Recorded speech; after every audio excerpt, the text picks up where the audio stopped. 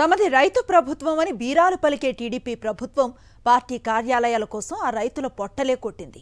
వారి నుంచి బలవంతంగా లాక్కున్న భూముల్లో తెలుగుదేశం పార్టీ ప్రధాన కార్యాలయాన్ని నిర్మించుకుంది. అంతేకాదు 2 ఎకరాల కాల్వ పోరంబోకు భూమిని సైతం ఆక్రమించి భవన నిర్మాణాన్ని చేపట్టింది. పార్టీ ఆఫీసుల కోసం లీజు పేరిట జిల్లాల్లో భూములను కారు చౌకగా కొట్టేసిన టీడీపీ ఇప్పుడు ప్రతిపక్ష వైఎస్ఆర్సీపీపై గలీజ్ రాజకీయాలను ప్రారంభించింది.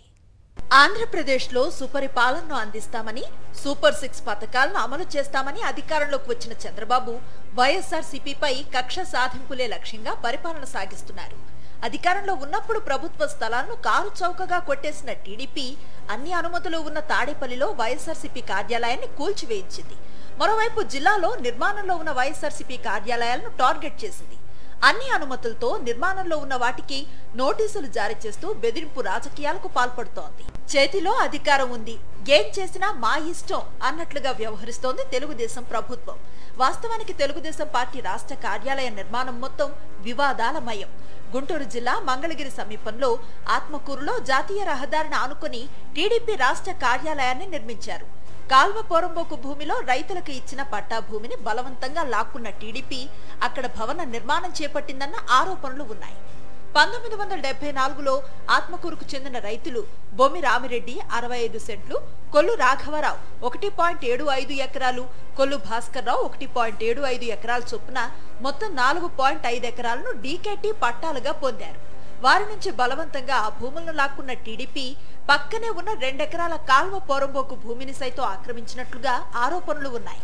మొత్తం 6.15 ఎకరాల స్థలంలో టీడీపీ కార్యాలయ నిర్మాణాన్ని చేపట్టారు. ఇందుకోసం ఏటా ఎకరానికి 1000 రూపాయల చొప్పున 99 ఏళ్ల పాటు ప్రభుత్వానికి చెల్లించేలా లీజు జీవో జారీ చేయించుకున్నారు. టీడీపీ కార్యాలయం కట్టిన ఈ భూమి ధర దాదాపు 100 కోట్ల రూపాయల పైమాటే అని రైతులు చెబుతున్నారు. జాతీయ రహదారిని ఆనుకుని ఉన్న అత్యంత విలువైన ఈ భూమిని కారు చౌకగా కొట్టేసిన టీడీపీ నిబంధనలకు విరుద్ధంగా రాష్ట్ర కార్యాలయాన్ని నిర్మించుకుంది. వైఎస్ఆర్సీపీ ప్రభుత్వ అధికారంలోకి వచ్చిన తర్వాత టీడీపీ భూదందా, ప్రభుత్వ ఆస్తుల ఆక్రమణలపై రెవెన్యూ అధికారులకు నోటీసులు సైతం జారీ చేశారు. అటు జిల్లాలోనూ నిబంధనలు ఉల్లంఘించిన టీడీపీ కారు చౌకగా ప్రభుత్వ భూములను కాజేసి పార్టీ కార్యాలయాలు నిర్మించింది. విజయవాడ నగరం నడిబొడ్డున ఆటోనగర్లో టీడీపీ జిల్లా కార్యాలయం ఉంది. 2016 జూలైలో జీవో నెంబర్ 340 ప్రకారం టీడీపీ కార్యాలయానికి 95 సెంట్ల భూమిని కేటాయించారు.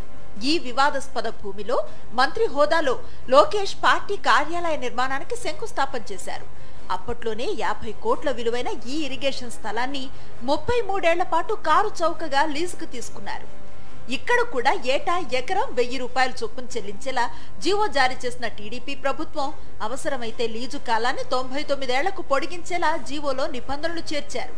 ఇలా చాలా జిల్లాల్లో కారు చౌకగా ప్రభుత్వ భూములను కొట్టేసిన టీడీపీ పేదల పొట్ట కొట్టి మరీ పార్టీ కార్యాలయాలు నిర్మించుకుంది. కోట్ల రూపాయల విలువైన భూములకు ఏటా కేవలం 1000 రూపాయల చొప్పున చెల్లించేలా జీవోలు జారీ చేసుకుంది. ఇలా అక్రమంగా ఎన్నో కార్యాలయాలు కట్టుకున్న టీడీపీ మళ్లీ అధికారంలోకి రాగానే వైఎస్ఆర్సీపీపై కక్ష కట్టింది. నిబంధనల ప్రకారం భూములు తీసుకుని నిర్మాణాలు చేపడుతున్న వైఎస్ఆర్సీపీ పార్టీ కార్యాలయాలను టార్గెట్ చేసింది. ఇప్పటికే తాడేపల్లిలో పార్టీ కార్యాలయాన్ని పూర్తిగా నేలమట్టం చేయించిన ప్రభుత్వం మిగతా భవనాలకు కూడా నోటీసులు జారీ చేయటం విమర్శలకు తావిస్తోంది.